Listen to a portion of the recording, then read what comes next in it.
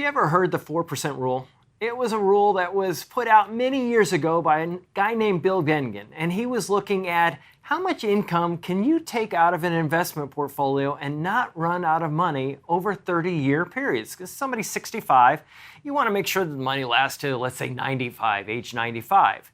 And you want to make sure that there are also inflation increases in your income each year because the dollar's value keeps going down due to inflation. So what he did is he set out to figure out how much should I have in stocks versus bonds. And what he found was that at least half of the portfolio in stocks, up to about 70%, and you could have an optimal portfolio for taking 4%. So in other words, if I've got $1 million, let's say, and I want to take income out of it, I could take $40,000 a year and increase it for inflation in each year. Now, first what he did is he said there are certain rules I want to follow, and I want to make sure that I follow those really closely in order for this to happen. Number one, no stock picking, no market timing. No trying to figure out which areas of the market are going to do better than others or which companies are better than others. Now, the problem is there are people in the investment industry that say, oh, the 4% rule works just fine, but they're not following these rules, number one, and I would question whether they can do it.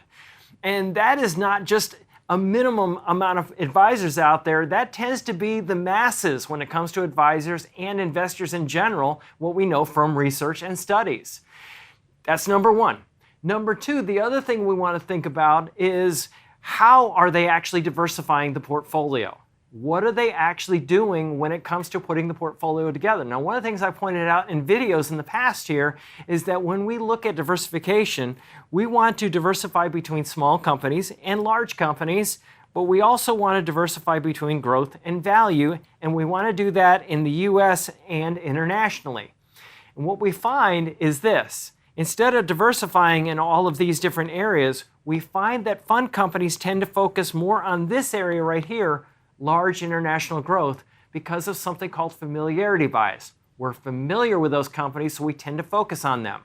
Well, what's the result of not diversifying, A, and B, not following these rules and going and engaging in stock picking and market timing? Well, two things. Number one, historically, lower returns. So low returns, it's going to make it a problem to try to get that level of income if my returns are lower, right? Obvious.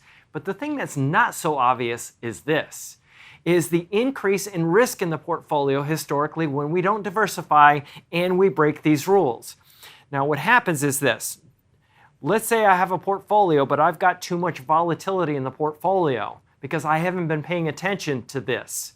What happens is when I take income out, when markets are down, I have to sell more assets to get that income.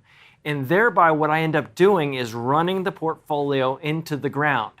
Bill Bengen in his research later on diversified a lot. He followed these rules of investing, but he also looked at what happens when I diversify more, and that is where the rule did hold up.